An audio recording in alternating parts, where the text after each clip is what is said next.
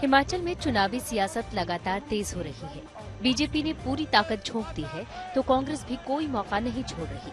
रामपुर में जेपी नड्डा ने दावा किया कि बीजेपी इस बार हर 5 साल में सरकार बदलने के रिवाज को बदल डालेगी। यूपी के सीएम योगी आदित्यनाथ ने भी सोलन से लेकर ऊना तक रैली की। उन्होंने राहुल और प्रियंका पर जमकर निशाना साधा। कांगड़ा में राजनाथ सिंह ने चुनावी रैली को संबोधित किया और हिमाचल में सरकार बनने पर समान नागरिक संहिता लागू करने का वादा किया। वहीं ऊना की चुनावी रैली में प्रियंका गांधी ने बीजेपी पर पलटवार किया और रोजगार के वादों पर सवाल उठाया। एनसीपी प्रमुख शरद पवार की बेटी सुप्रिया सुले के खिलाफ मंत्री अब्दुल सत्तार की विवादित टिप्पणी ने महाराष्ट्र की सियासत में उबाल ला दिया है। मामला इतना बढ़ चुका है कि एनसीपी ने मुंबई पुलिस को चिट्ठी लिख मंत्री के खिलाफ कड़ी कार्रवाई की मांग की है। मंत्री अब्दुल सत्तार के आवास के बाहर एनसीपी कार्यकर्ताओं ने जमकर प्रदर्शन किया। मौके पर पहुंची पुलिस ने कुछ कार्यकर्ताओं को हिरासत में ले लिया। एनसीपी के हंगामे के बाद शिंदे गुट बैकफुट पर है और सुप्रिया सुले को अपशब्द को लेकर माफी मांगी है। कर्नाटक के कांग्रेस अध्यक्ष सतीश जारकीहोली के एक बयान को लेकर सियासी बवाल बढ़ता जा रहा है। सतीश जारकीहोली ने कहा है कि हिंदू शब्द का मतलब बहुत गंदा होता है। एक कार्यक्रम में उन्होंने बीजेपी पर निशाना साधते हुए कहा कि वो हिंदू धर्म की बात करते हैं, लेकिन हिंदू शब्द कहां से आ गया? ये हमारा है क्या? ये तो फारस का है, ईरान, इराक, उज्बेकिस्तान, कजाकिस्तान का है। फिर हिंदू शब्द आपका कैसे हो गया? इस पर विस्तार से चर्चा की जानी चाहिए। बीजेपी ने कर्नाटक कांग्रेस के बयान को हिंदुओं का अपमान और उकसाने वाला बताया है। वहीं कांग्रेस ने इसे दुर्भाग्यपूर्ण बताया है। अवैध खनन केस में घिरे झारखंड के मुख्यमंत्री हेमंत सोरेन को सुप्रीम कोर्ट से बड़ी राहत मिली है। सुप्रीम कोर्ट ने झारखंड हाई कोर्ट के फैसले को रद्द कर दिया। चीफ जस्टिस यूयू ललित की अध्यक्षता वाली 3 जजों की बेंच ने फैसला सुनाते हुए कहा कि झारखंड हाई कोर्ट में जो केस दर्ज है वो चलने लायक ही नहीं है। इस मामले में झारखंड हाई कोर्ट ने लीज आवंटित करने और शेल कंपनी में उनके करीबियों के निवेश से संबंधित याचिका को सुनवाई योग्य माना था, जिसे सरकार और मुख्यमंत्री ने सुप्रीम कोर्ट में चुनौती दी थी।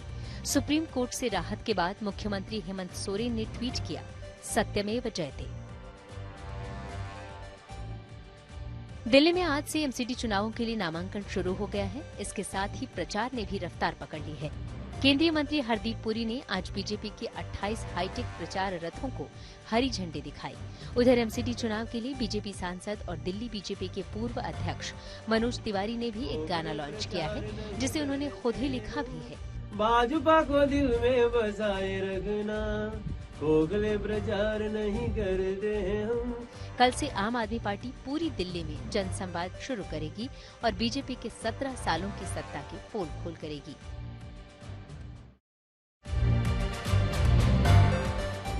दिल्ली में प्रदूषण के हालात सुधरते ही पाबंदियों में ढील दे दी गई है। 9 नवंबर से प्राइमरी स्कूल खुल जाएंगे। दिल्ली की हवा में AQI का स्तर कम होने के बाद सरकारी दफ्तरों के लिए वर्क फ्रॉम होम के फैसले को वापस लेने का ऐलान भी किया गया है। ट्रकों की एंट्री खोल दी गई है। दिल्ली के अंदर छोटे मालवाहक ट्रकों को भी चलने की इजाजत दे दी गई है। सड़क, हाईवे, फ्लाईओवर, ओवरब्रिज निर्माण शुरू करने की भी इजाजत दे दी गई है। दिल्ली से सटे नोएडा में बंद स्कूल भी 9 नवंबर से खुल जाएंगे। आर्म्स डीलर संजय भंडारी जल्द ही भारत लाया जा सकता है। ब्रिटेन के वेस्टमिंस्टर कोर्ट ने भंडारी के भारत प्रत्यर्पण को मंजूरी दे दी है। साल 2020 में संजय भंडारी को गिरफ्तार किया गया था और मनी लॉन्ड्रिंग के तहत उस पर आरोप तय किए गए थे। भारत सरकार ने पहले ही संजय भंडारी को भगोड़ा घोषित किया हुआ है। जब से वो ब्रिटेन भागा है, उसे वापस लाने की कोशिश लगातार जारी है। भारत सरकार उसे वापस लाने के लिए ब्रिटेन की सरकार से पहले भी कई बार अपील कर चुकी थी।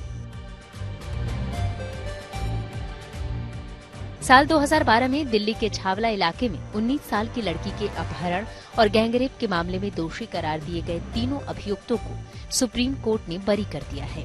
हाई कोर्ट ने दोषियों को फांसी की सजा सुनाई थी। सुप्रीम कोर्ट ने उस सजा को पलट दिया।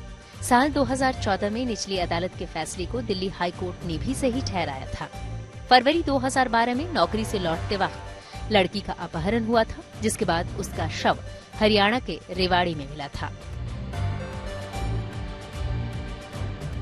आज देश भर में देव दीपावली मनाई जा रही है। काशी के घाट पर आज 10 लाख दिए जलाए गए। गंगा के किनारे 7.5 किलोमीटर का तट भी एक एक करके जगमग उठा। शहर से लेकर गांव और पंचकोशी का परिक्रमा पथ दीपों की रोशनी में नहा गया। शहीदों को श्रद्धांजलि दी गई और लेजर शो का आयोजन किया गया। दरअसल देव दीपावली का आयोजन कार्तिक पूर्णिमा पर होता है, लेकिन चंद्र ग्रहण की वजह से एक दिन पहले मनाया जा रहा है। ऐसी मान्यता है कि आज ही के दिन भगवान शिव ने त्रिपुरासुर राक्षस का वध किया था। इस खुशी में देवी देवता काशी के गंगा घाट पर उतरे और अनेकों दिए जलाए। आज ब्लैक एंड व्हाइट में सबसे पहले हम आपसे एक सीधा सवाल पूछना चाहते हैं। अक्सर आप हमारे पास आते हैं सवालों के जवाब जानने के लिए, लेकिन आज हम आपसे एक सीधा सवाल पूछ रहे हैं। वो ये, हमारे देश में आरक्षण किसे मिलना चाहिए? पिछड़ी जाति के लोगों को, चाहे वो अमीर हो या गरीब, या फिर अति गरीब लोगों को, चाहे उनकी जाति कोई भी हो? यह सवाल जितना सीधा है, इसका जवाब उतना ही मुश्किल है। और यह वो सवाल है जिसे हमारे देश के नेताओं ने 75 वर्षों तक वोट बैंक की राजनीति के लिए नजरअंदाज किया है। लेकिन सच्चाई यह है कि इस सवाल का जवाब सब जानते हैं, लेकिन कहने की हिम्मत किसी के पास नहीं।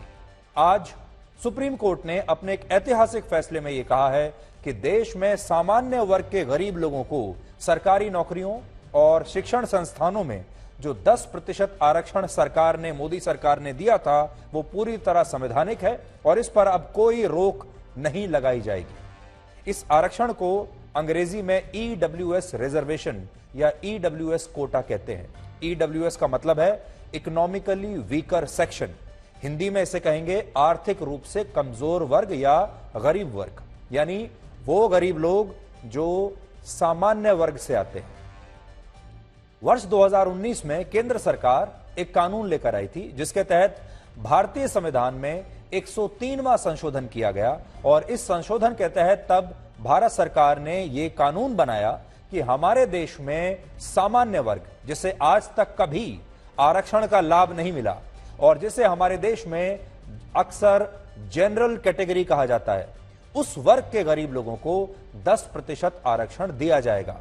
और आरक्षण की व्यवस्था इस तरह से होगी कि इससे बाकी के दलितों और पिछड़े वर्गों को जो आरक्षण मिल रहा है अभी, उस पर कोई असर ना पड़े। यानी ऐसा नहीं होगा कि जो पिछड़ा वर्ग है, जिसे पिछले 75 वर्षों से आरक्षण मिल रहा है, उसका आरक्षण छीनकर सामान्य वर्ग के लोगों को दे दिया जाए। उन्हें जितना मिल रहा था वो मिलता रहेगा, उसके अतिरिक्त 10% और आरक्षण मिलेगा अब सामान्य वर्ग के गरीब लोगों को।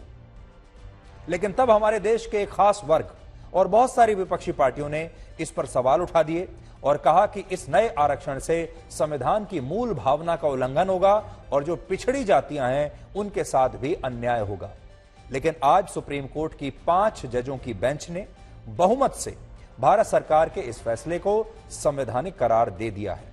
5 जजों की इस बेंच में 3 जजों ने इस आरक्षण को सही माना है, यानी संवैधानिक माना है, जबकि 2 जजों ने इसके खिलाफ अपना फैसला सुनाया, जिनमें मुख्य न्यायाधीश यूयू ललित और जस्टिस रविंद्र भट्ट शामिल हैं, जिन्होंने इसके खिलाफ अपना फैसला सुनाया।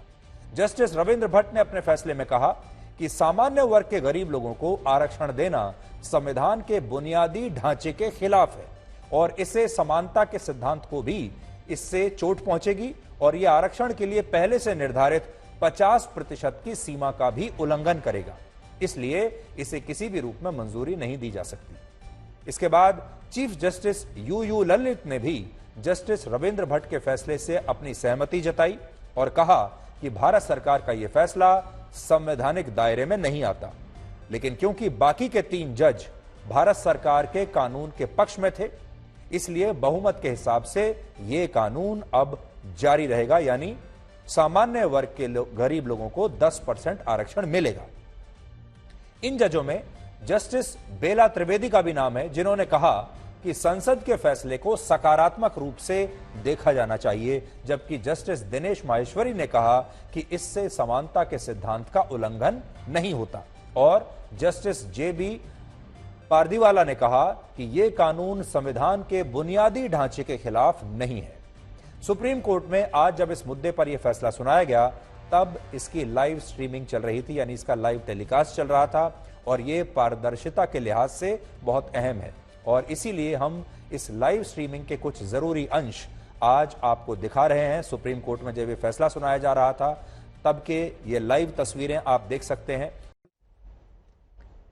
तो आज आपको हम सुप्रीम कोर्ट में जब बड़े बड़े फैसले सुनाए जाते हैं तो कैसे सुनाए जाते हैं उसका एक अंश हमने आज आपको दिखाया, क्योंकि जस्टिस यू ललित जो कि चीफ जस्टिस हैं, आज उनके कार्यकाल का आखिरी दिन था। उन्होंने एक बहुत बड़ा फैसला आज सुनाया है और अब आजकल सुप्रीम कोर्ट में जो नया कानून आया है उसके तहत अब आप सुप्रीम कोर्ट में जो बड़े फैसले सुनाए जाते हैं उन्हें आप सीधे देख सकते हैं लाइव स्ट्रीमिंग के जरिए। Justice JB. पारदीवाला ने आज अपने फैसले में कई महत्वपूर्ण बातें कही हैं और आज उनके फैसले में जो उन्होंने कोट किए हैं, कई सुप्रीम कोर्ट के पुराने फैसलों को जो कोट किया है, आज मैं आपको कुछ पढ़कर सुनाना चाहता हूं। अपने फैसले में उन्होंने एक जगह कोट किया है सुप्रीम कोर्ट के पुराने फैसले को, जिसमें उन्होंने लिखा है, undoubtedly apart from the members of the scheduled castes and scheduled tribes there would be millions of other citizens who would also belong to the weaker sections. मतलब कि जरूरी नहीं कि शेड्यूल्ड कास्ट और शेड्यूल्ड ट्राइब के जो लोग हैं वो ही कमजोर वर्ग है, उनके अलावा भी लाखों ऐसे लोग होंगे, करोड़ों लोग होंगे जो कि इस वर्ग में नहीं आते लेकिन वो भी कमजोर वर्ग कहलाते हैं और होंगे।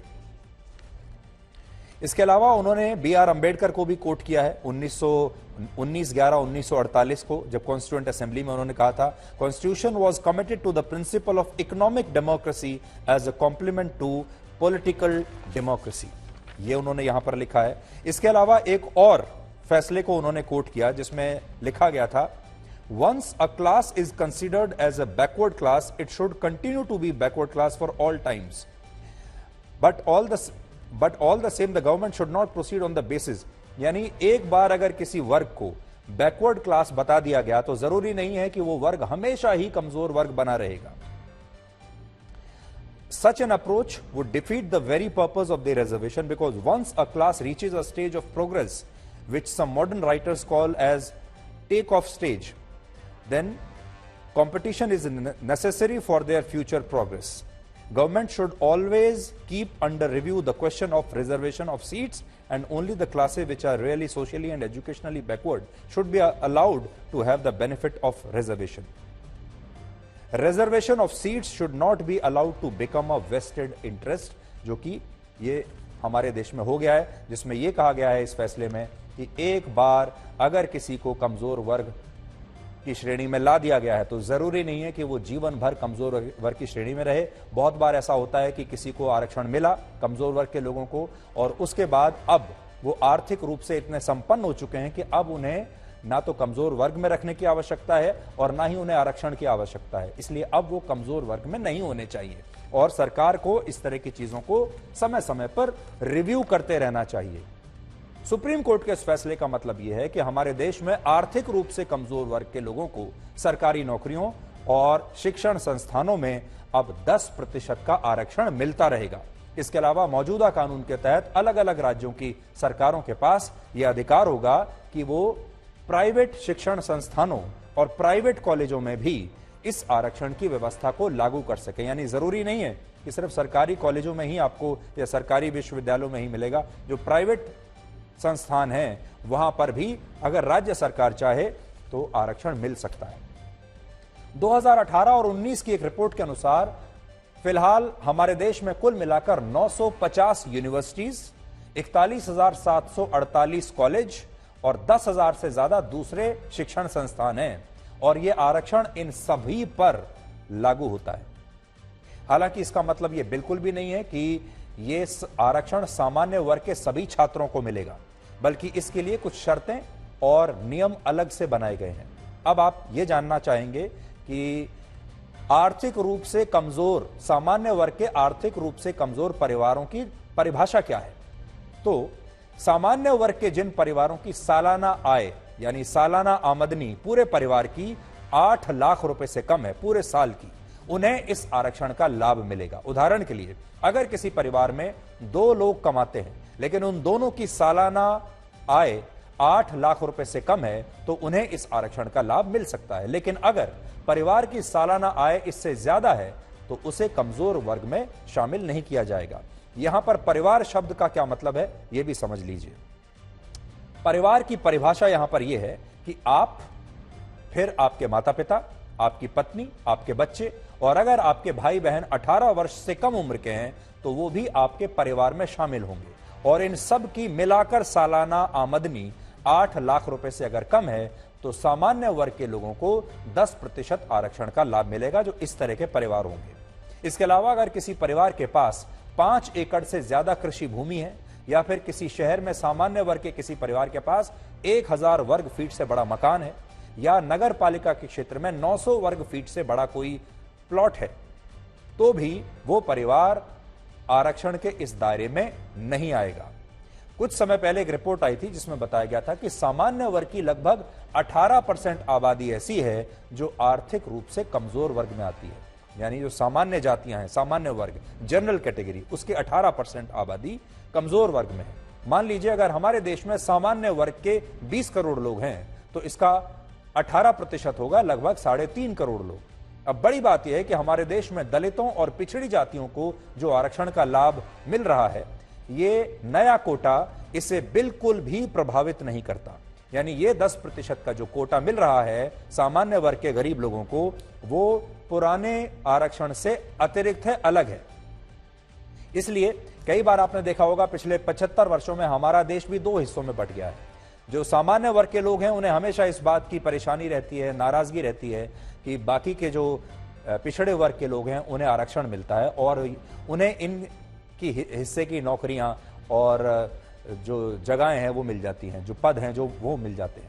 और उधर से जो पिछड़े वर्ग के जो लोग हैं उन्हें हमेशा ये लगता है कि सामान्य वर्ग के लोगों को आरक्षण नहीं मिलना चाहिए। लेकिन ये दोनों जो आरक्षण अब हैं ये आपस में क्लैश नहीं करेंगे। फिलहाल हमारे देश की सरकारी नौकरियों और शिक्षण संस्थानों में दलित समुदाय को 15%, आदिवासी समुदाय को 7.5%, ओबीसी यानी अन्य पिछड़े वर्ग को 27% और खास रूप से प्रभावित दिव्यांगों यानी जो लोग शारीरिक रूप से सक्षम नहीं हैं उन्हें 4% आरक्षण का लाभ मिलता है। और इसके अतिरिक्त अब सामान्य वर्ग के गरीब लोगों के लिए भी 10% का अलग से आरक्षण शुरू हो जाएगा, उसे संवैधानिक मान लिया गया है। तो अब देखिए हमारे देश में कितना आरक्षण हो गया। अगर अब हम इन सारे आरक्षणों को जोड़ लें तो अभी हमारे देश की सरकारी नौकरियों में और शैक्षिक संस्थानों में 63.5% आरक्षण लागू है। सोचिए कितना आरक्षण हो गया, 63.5%। और जो लोग सामान्य वर्ग में आते हैं, यानी जो सामान्य वर्ग में है, जो अति गरीब नहीं है और शारीरिक रूप से भी सक्षम है, उनके लिए अब सिर्फ 36% सीटें और 36% नौकरियां ही इस देश में बची हैं। अब यहां 2 बातें बहुत महत्वपूर्ण हैं। पहली बात यह कि हमारे देश में आरक्षण व्यवस्था कितनी जरूरी है और दूसरी बात यह कि आरक्षण मिलना किसे चाहिए, आरक्षण के जो असली सही हकदार हैं वो कौन है। आज जब इस मामले को लेकर सुप्रीम कोर्ट के जज अपना फैसला सुना रहे थे तब जस्टिस जेबी पारदीवाला ने एक बड़ी महत्वपूर्ण बात कही जो आपको भी सुनना चाहिए। उन्होंने कहा कि आरक्षण की मौजूदा व्यवस्था अनिश्चित काल के लिए नहीं हो सकती, यानी आज नहीं तो कल आरक्षण की समीक्षा तो करनी ही होगी और इसे समाप्त करने की दिशा में आगे बढ़ना होगा। इसके अलावा जस्टिस बेला त्रिवेदी ने भी इस बात से सहमति जताई और कहा कि आजादी के 75 वर्षों के बाद आज देश को फिर से अपनी आरक्षण व्यवस्था पर विचार करने की आवश्यकता है। यानी आज हमारे देश में जो सबसे बड़ी अदालत है सुप्रीम कोर्ट, उसके जज भी, सुप्रीम कोर्ट भी यह मान रही है कि इस आरक्षण व्यवस्था की अब समीक्षा होनी चाहिए और यह आरक्षण ऐसे ही हमेशा के लिए नहीं चल सकता। लेकिन सोचिए, यह बात हमारे देश की राजनीतिक पार्टियों या नेता कहने की हिम्मत कभी करेंगे? सच्चाई है कि आज हमारे देश में आरक्षण को एक बहुत बड़ा राजनीतिक मुद्दा बना दिया गया है। यह सामाजिक मुद्दा तो है ही, लेकिन उससे भी बड़ा राजनीतिक मुद्दा है और इस मुद्दे पर पार्टियां कुछ भी कहने और कुछ भी करने से हमेशा बचती हैं, क्योंकि ये जो आरक्षण का मुद्दा है ये चुनाव जीतने का सबसे बड़ा हथियार रहा है कुछ खास पार्टियों का, कुछ खास नेताओं का।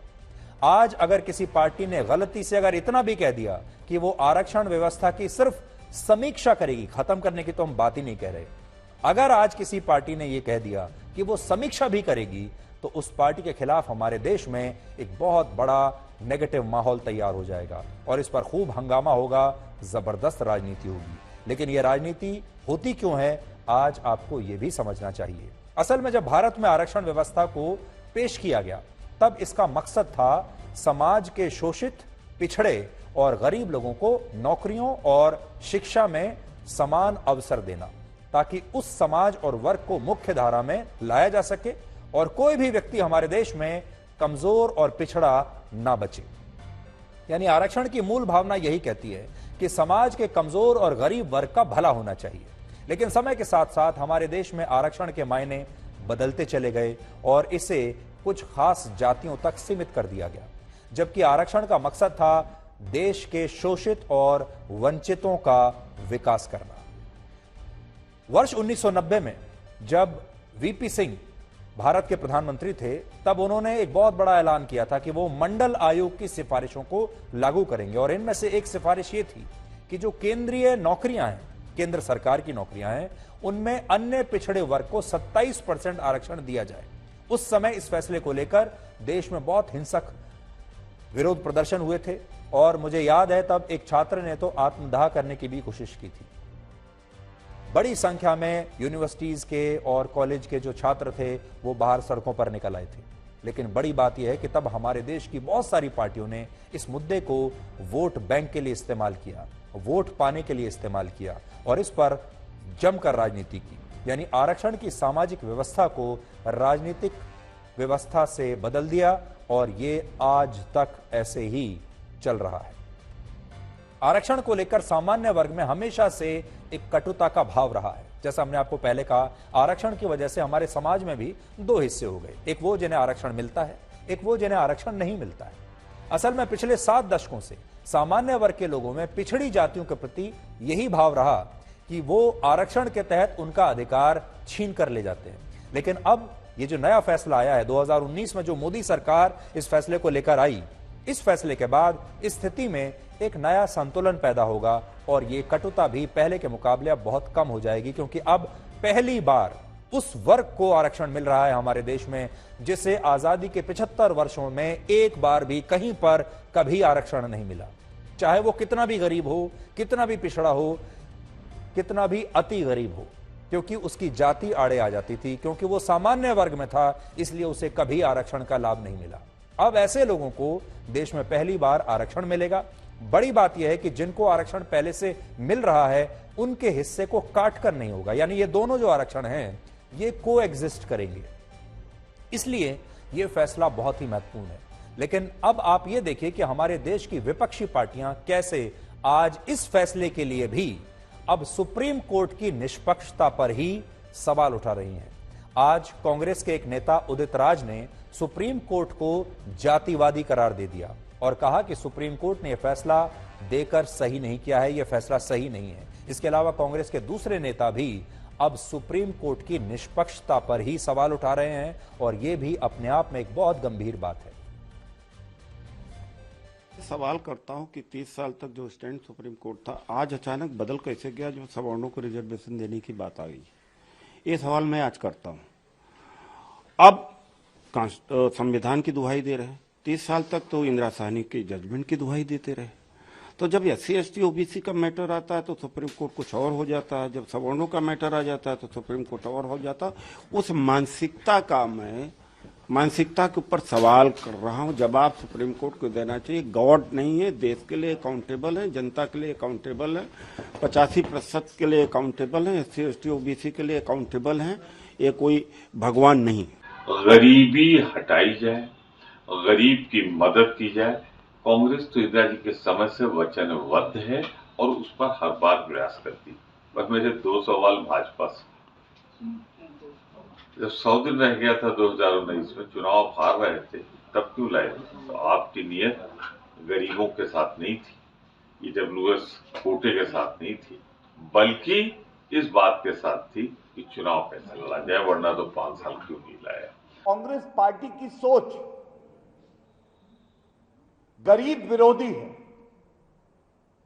अगर गरीब व्यक्ति को उसका अधिकार मिल रहा है और सर्वोच्च न्यायालय देश का, जो हम सबसे बेहतर संविधान का ज्ञाता है, वो एक फैसला देता है तो उस पर सबसे ज्यादा दर्द किसी को होता है तो वो कांग्रेस पार्टी को होता है। कांग्रेस का आज यही चरित्र है कि उनका कोई चरित्र नहीं है।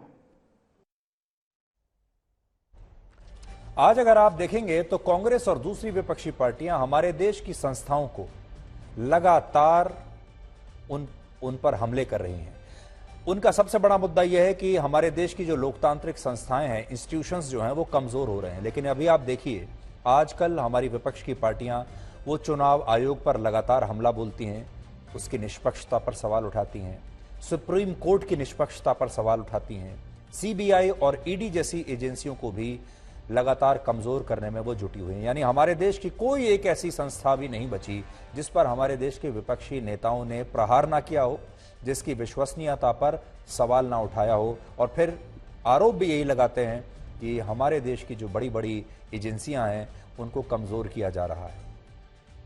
आज भारत सरकार ने एक तरफ जहां सामान्य वर्ग के गरीब लोगों को आरक्षण देकर एक नई क्रांतिकारी शुरुआत की है, इसके साथ ही सरकार ने यह भी ध्यान रखा कि दलितों और पिछड़ी जातियों को जो आरक्षण मिल रहा है उस पर इसका कोई असर ना पड़े। और सबसे बड़ी बात यह है कि भारत सरकार और बीजेपी में आज सबसे ज्यादा प्रतिनिधित्व दलितों और पिछड़ी जातियों का ही है। अक्सर विपक्षी पार्टियां ये सवाल उठाती हैं कि मोदी सरकार जो है वो पिछड़ी जातियों के खिलाफ है। लेकिन आज जब हमने थोड़ा आंकड़े निकाले तो आप जो आंकड़े देखेंगे तो उससे आप एक निष्कर्ष पर पहुंच पाएंगे। 2021 में यानी पिछले साल जब मोदी सरकार की कैबिनेट का विस्तार हुआ, तब मोदी सरकार में 61% जो मंत्री थे वो सिर्फ दलित, आदिवासी और अन्य पिछड़े वर्ग से थे। इसके अलावा लोकसभा में बीजेपी के 303 सांसद हैं, जिनमें से 113 सांसद अन्य पिछड़े वर्ग से हैं, ओबीसी हैं। 43 सांसद आदिवासी समुदाय से हैं और 53 सांसद जो हैं वो दलित समुदाय से आते हैं। दुनिया में बहुत सारे देश ऐसे हैं जहां आरक्षण की व्यवस्था है, लेकिन इन देशों में आरक्षण को जातियों या राजनीति तक सीमित नहीं माना गया है। यहां आरक्षण का इस्तेमाल चुनाव जीतने के लिए नहीं होता। जैसे नेपाल, पाकिस्तान, बांग्लादेश और श्रीलंका में भी आरक्षण की व्यवस्था है, लेकिन वहां यह आरक्षण आर्थिक और दूसरे पहलुओं के आधार पर तय किया जाता है। अमेरिका में आर्थिक रूप से कमजोर वर्ग की महिलाओं और अल्पसंख्यकों को आरक्षण मिलता है और उन्हें कुछ खास स्थानों पर विशेष अहमियत दी जाती है। हालांकि वहां इसे आरक्षण या रिजर्वेशन नहीं कहा जाता, बल्कि ऐसा माना जाता है कि उन्हें अतीत और वर्तमान में कई स्थानों पर भेदभाव का शिकार होना पड़ा, इसलिए उन्हें प्राथमिकता मिलनी चाहिए। तो वो इसको आरक्षण नहीं कहते, प्राथमिकता कहते हैं। कनाडा में एम्प्लॉयमेंट इक्विटी एक्ट लागू किया गया है। इस कानून के तहत कनाडा सरकार को महिलाओं, आदिवासियों, दिव्यांगों और अल्पसंख्यकों को रोजगार में प्राथमिकता दी जाती है। फिनलैंड में यूनिवर्सिटी लेवल पर स्वीडिश बोलने वालों के लिए अलग आरक्षण की व्यवस्था है। जर्मनी में महिलाओं के लिए बोर्ड रूम कोटा है, जिसके तहत जर्मनी की लिस्टेड कंपनियों में सीनियर मैनेजमेंट में काम करने वाली महिलाओं का एक अनिवार्य कोटा रखा गया है।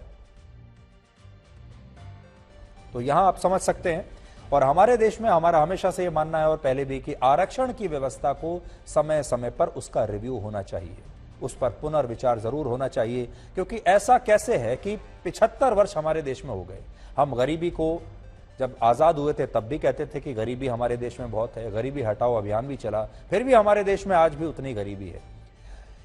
आरक्षण जो है उसे फेजेस में हटाना चाहिए। और किसी भी देश की जो सबसे बड़ी सफलता है वो तब है जब उस पूरे देश की आबादी में एक भी व्यक्ति को आरक्षण की आवश्यकता ना पड़े।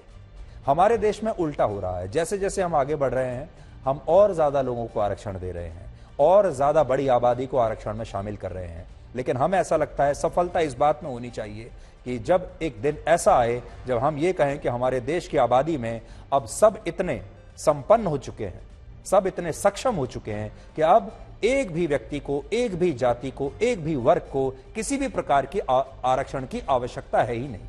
इसलिए सरकार को हर साल यह बताने के बजाय कि अब इतने और लोगों को आरक्षण दे दिया, यह बताना चाहिए कि अब इस साल हम इतने लोगों को आरक्षण से बाहर निकाल देंगे, अगले साल इतने लोगों को और आरक्षण से बाहर निकाल दिया जाएगा, और अगले 10 साल में या जो भी एक डेडलाइन होती है उसमें यह तय किया जाए कि इस वर्ष तक, इस डेडलाइन तक हम आबादी के सभी लोगों को आरक्षण से बाहर निकाल देंगे, क्योंकि अब उन्हें आरक्षण की आवश्यकता ही नहीं होगी, वो सक्षम बन चुके होंगे। अब अगला विश्लेषण हमारा इस बात पर होगा कि राहुल गांधी की भारत जोड़ो यात्रा वोटों को क्यों नहीं जोड़ पा रही।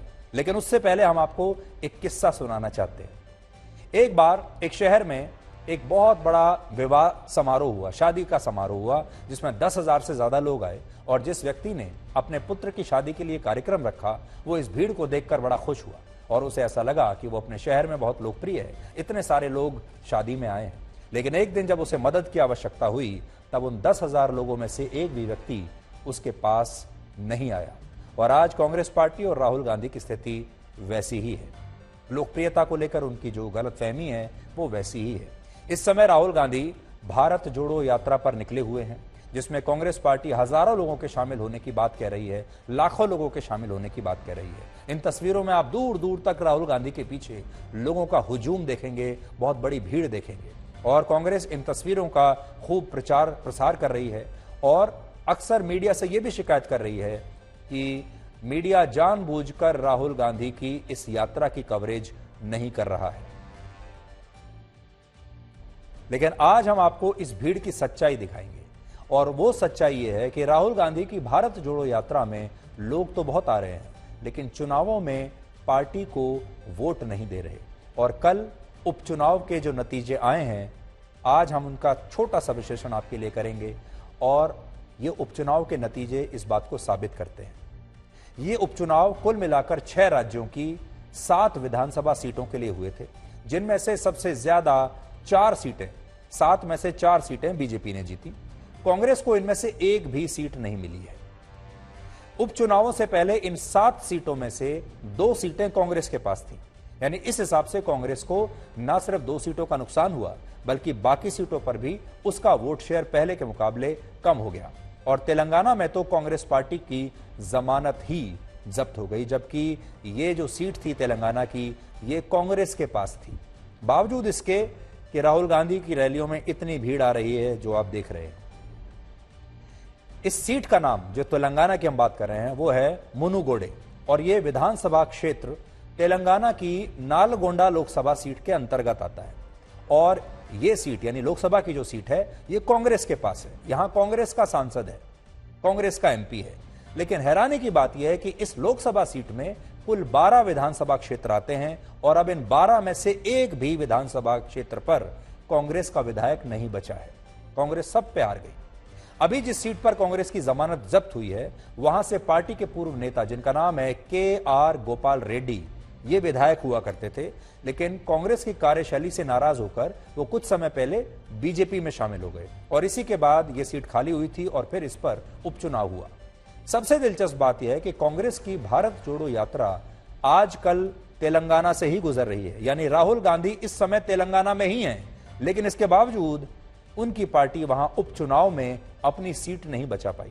इस सीट पर तेलंगाना की सत्तारूढ़ पार्टी टीआरएस की जीत हुई है, जिसे लगभग 97,000 वोट मिले, जबकि बीजेपी यहां दूसरे स्थान पर रही और उसे 87,000 वोट मिले हैं। यानी इस सीट पर बीजेपी ने कड़ी टक्कर दी है सत्तारूढ़ पार्टी को और बीजेपी सिर्फ 10,000 वोटों से हार गई, जबकि यह बीजेपी का कोई बहुत बड़ा ऐसा इलाका नहीं है जहां आप कह सकें कि बीजेपी यहां बहुत मजबूत रही है।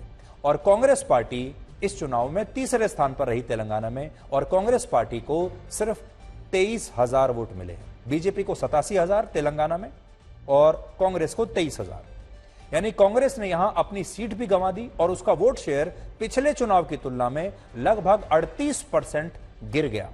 सोचिए, सिर्फ एक सीट पर पिछले 4 वर्षों में कांग्रेस का वोट शेयर 38% तक गिर गया है। हालांकि यह उपचुनाव है, जबकि दूसरी तरफ इसी सीट पर बीजेपी के वोट शेयर में 32% की जबरदस्त वृद्धि हुई है। 2018 में बीजेपी को यहां सिर्फ 6% वोट मिले थे, लेकिन इस बार उसे 38% से ज्यादा वोट मिले हैं और इस तरह बीजेपी तेलंगाना के उपचुनाव में हार तो गई, लेकिन उसने टीआरएस को यह बता दिया कि बीजेपी बहुत तेजी से तेलंगाना में मजबूत हो रही है और अब वो कांग्रेस से आगे निकल गई है। कांग्रेस पार्टी की स्थिति तब है जब राहुल गांधी की भारत जोड़ो यात्रा को आज पूरे 2 महीने हो चुके हैं। यह यात्रा तमिलनाडु के कन्याकुमारी से 7 सितंबर को शुरू हुई थी और आज 7 नवंबर है। लेकिन इन 2 महीनों में राहुल गांधी की भारत जोड़ो यात्रा एक भी नया वोट नहीं जोड़ पाई, बल्कि पार्टी के वोट उतनी ही तेजी से कम हो रहे हैं जितनी तेजी से इस यात्रा से पहले हो रहे थे।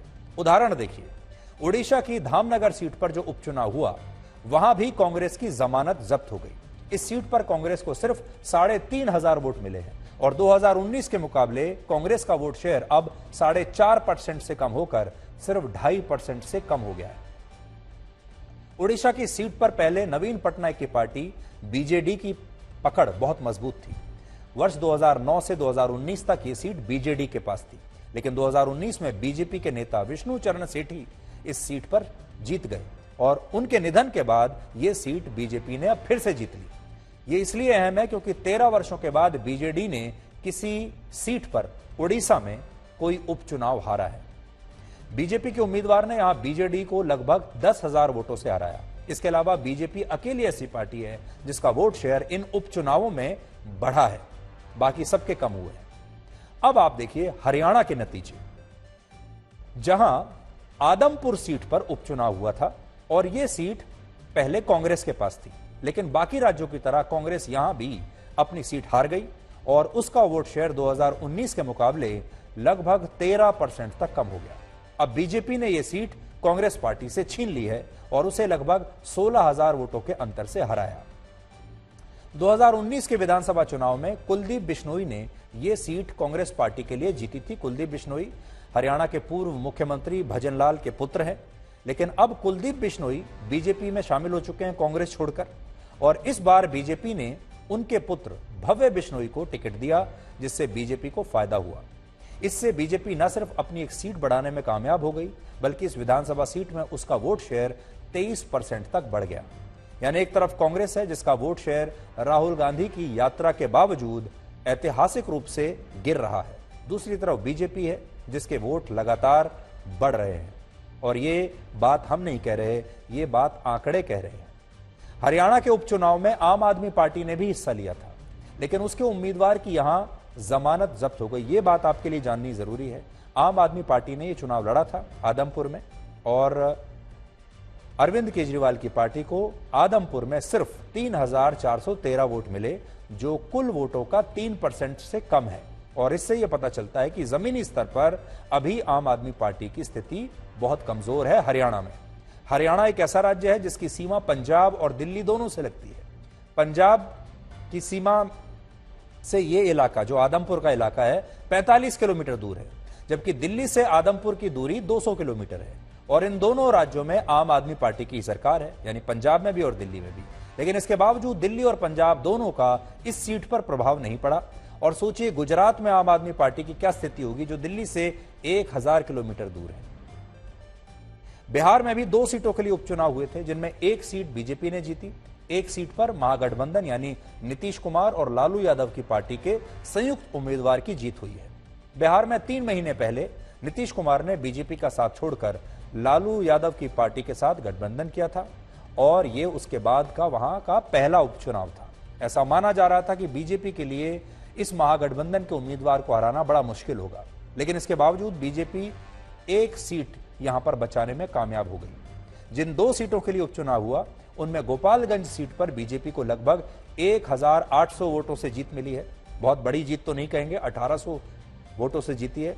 जबकि मोकामा सीट से आरजेडी के बाहुबली नेता अनंत सिंह की पत्नी नीलम देवी 17,000 वोटों से जीती। यह अंतर आपको थोड़ा ज्यादा लग रहा होगा, लेकिन एक सच ये भी है, इसे देखने का दूसरा तरीका, पिछली बार अनंत सिंह ने आरजेडी के लिए यही सीट इससे दुगने वोटों से जीती थी, यानी उसका जो अंतर है सीट पर जीतने का वो आधा रह गया। इसके अलावा गोपालगंज में बीजेपी को कम वोटों से जीत जरूर मिली, लेकिन समझने वाली बात यहां यह है कि यहां उसका मुकाबला महागठबंधन के उम्मीदवार से था, यानी आरजेडी उम्मीदवार को जेडीयू और कांग्रेस का समर्थन था और इन पार्टियों के उम्मीदवार चुनाव में नहीं थे। इन नतीजों से 2 बातें पता चलती हैं। पहली है कि नीतीश कुमार को महागठबंधन से जिस चमत्कार की उम्मीद है, वैसा चमत्कार फिलहाल अभी संभव नहीं है और बीजेपी बिहार में अभी भी इतनी कमजोर नहीं हुई जितनी नीतीश कुमार ने सोचा था। और सबसे बड़ी बात यह कि वो अकेले दम पर इन 3 पार्टियों से लड़ भी रही है और उसने एक सीट तब भी जीत ली। दूसरी बात यह कि असदुद्दीन ओवैसी की पार्टी की भूमिका अब चुनाव में बहुत महत्वपूर्ण हो गई है। यह बात आज आप सबको बहुत ध्यान से सुननी चाहिए। ओवैसी को आप वैसे तो न्यूज चैनल्स पर हर रोज देखते हैं डिबेट में आते हुए, लेकिन ओवैसी अब वाकई में भारत की राजनीति में बहुत महत्वपूर्ण हो गए हैं। क्यों हो गए हैं देखिए, जिस गोपालगंज सीट से बीजेपी जीती है वहां वोटों का अंतर सिर्फ 1800 का था, बहुत छोटा अंतर है। जबकि ओवैसी की पार्टी को इसी चुनाव में गोपालगंज में 12,000 से ज्यादा वोट मिले हैं। यानी अगर ओवैसी की पार्टी यहां महागठबंधन को अपना समर्थन दे देती तो आज नतीजे कुछ और होते और बीजेपी ये सीट हार गई होती। अब ये चुनावी कैलकुलेशन आप हमेशा अपने दिमाग में रखिएगा कि ओवैसी इतने महत्वपूर्ण क्यों है। हालांकि यहां सवाल कांग्रेस को लेकर भी है। 136 वर्ष पुरानी कांग्रेस की स्थिति आज ये है कि वो चुनाव लड़ने से ज्यादा चुनावों से दूर रहती है। जिन 6 राज्यों में उपचुनाव हुए उनमें से कांग्रेस ने सिर्फ 3 राज्यों में ही चुनाव लड़ा और 3 में से भी 2 राज्यों में उसकी जमानत जब्त हो गई।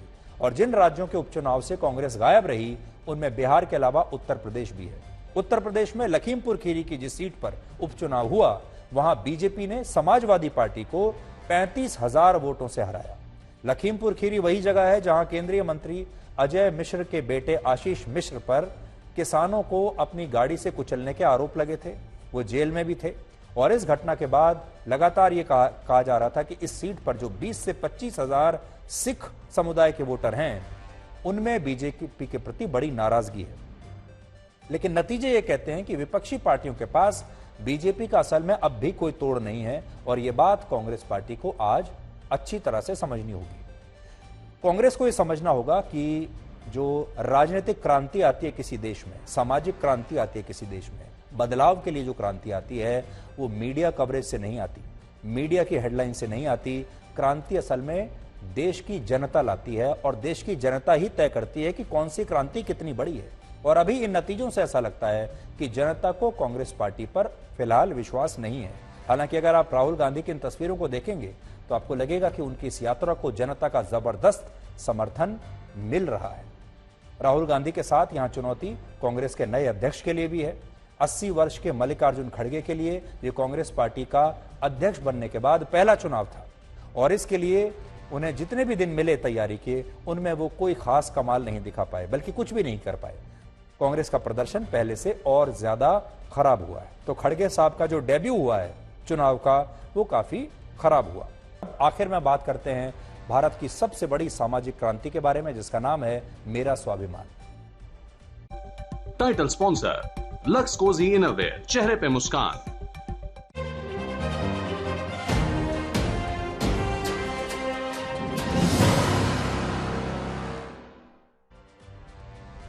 क्या कभी ऐसा होता है कि आप पेट्रोल पंप पर पेट्रोल या डीजल लेने के लिए जाएं और वहां मौजूद कर्मचारी आपके साथ बदतमीजी से पेश आएं? आपके साथ शायद ऐसा कभी नहीं हुआ होगा। वो हमेशा पूरे अनुशासन के साथ आपकी मदद करते हैं। लेकिन पेट्रोल पंप के कर्मचारियों के साथ कभी कभी ऐसा सलूक जरूर होता है जिससे उनके स्वाभिमान को ठेस पहुंचती है। तब वो क्या महसूस करते हैं, आज हमने उनसे जानने की कोशिश की है। चिलचिलाती गर्मी की दोपहर हो या किसी सुनसान इलाके में रात का अंधेरा, जब भी सड़क पर हमारी गाड़ी का पेट्रोल खत्म होता है ये हमेशा हमारी मदद के लिए तैयार रहते हैं। हमारे सफर को आसान बनाने में इनका भी बड़ा योगदान होता है। लेकिन होते हैं कुछ लोग जो बदले में इन्हें सम्मान नहीं देते। पेट्रोल पंप पर तैनात सर्विसमैन ड्यूटी के दौरान ग्राहकों के साथ तो अदब से पेश आते हैं, लेकिन इनकी ये शिकायत है कि कुछ लोग इनसे गाली गलौज तक करते हैं। बहुत से ऐसे कस्टमर, कुछ ऐसे कस्टमर आ जाते हैं जो अब्यूज करके चले जाते हैं। तो क्या नाम है, हम लोग उसको बाद में सोचते हैं कि यार हमारे साथ में ऐसा हुआ, और रात में लेटते वक्त हम लोग जब सोचते हैं कि यार हमारे साथ में ऐसा हुआ, तो ऐसा होना नहीं चाहिए। लखनऊ के इस पेट्रोल पंप पर परिक्रमा प्रसाद को काम करते हुए 25 साल हो गए, लेकिन इनके साथ एक ऐसा वाकया हुआ जो इन्हें आज तक याद है, जिसे बताते बताते इनकी आंखों से आंसू छलक गए। हाँ, एक कस्टमर एक बार आया हुआ था, उसने मुझे तमाचा भी मार दिया था। फिर मुझे बहुत वो अपने आप को वो लगा, आज तक मुझे किसी ने तमाचा नहीं मारा, उसने तमाचा मुझे मार दिया। मुझे बहुत संकोच हुआ, दूसरे दिन सोचते रहे, लेकिन हमने कहा चलो ठीक है। और ऐसा नहीं है कि आपकी गाड़ी में पेट्रोल भरने वाले ये सर्विसमैन पढ़े लिखे नहीं होते। हमारे पास कंज्यूमर आए थे, वो उन्होंने हमसे कहा कि भाई पेट्रोल डालिए, मिक्सर के लिए बोला उन्होंने। तो मिक्सर मेरे पास उस टाइम नहीं था, तो उन्होंने थोड़ा सा मिसबिहेव किया मुझसे, अब्यूज किया मुझे। फिर मैंने थोड़ा सा एजेड टाइप के थे, मैंने कहा हमने फॉरगेट कर दिया, हमने ठीक है डजंट मैटर फॉर मी। तो उन्होंने कहा कि फिर भी वो अब्यूज करते रहे। पेट्रोल पंप के मालिक भी बदतमीजी के जवाब में इन्हें शांत रहने की सीख देते हैं। लिहाजा स्वाभिमान को चोट पहुंचाने वाले बर्ताव के बावजूद ये चुपचाप अपना काम करते रहते हैं। आज तक ब्यूरो। तो आपके पास भी अगर कोई कहानी है, आपके पास कोई सुझाव है, तो इस नंबर को हमेशा याद रखिए 8657900895। आप एक वीडियो बनाकर इस नंबर पर भेज सकते हैं। बोलो जी, ये लोग कांप क्यों रहे हैं? इनको ठंड लग रही है, लेकिन हम क्यों नहीं कांप रहे? हमने लक्स स्कॉच वूल पहना है। बोलो जी, शाबाश। चाचू आपको पसीने क्यों आ रहे हैं? लक्स स्कॉच वूल दे, सर्दी में भी गर्मी का एहसास। लक्स स्कॉच वूल दे, सर्दी में भी गर्मी का एहसास। चाचू। अब सर्दियों की कोई टेंशन नहीं। क्यों? लक्स पार्कर, इसका स्पेशल फैब्रिक बनाता है इसे एकदम पतला और ज्यादा गर्म, तो चाहे इसे ऑफिस पहन के जाओ या स्कूल यूनिफॉर्म के नीचे, इसकी फिट रखे आपको सुपर कंफर्टेबल। लक्स पार्कर, गर्म भी पतला भी। हम आपकी कहानी पूरी दुनिया को सुनाएंगे और आपके स्वाभिमान के लिए आवाज उठाएंगे। आज तक पर छोटी छोटी गलतियों से बचने की कोशिश करनी चाहिए, क्योंकि इंसान पहाड़ों से नहीं बल्कि छोटे पत्थरों से ठोकर खाता है।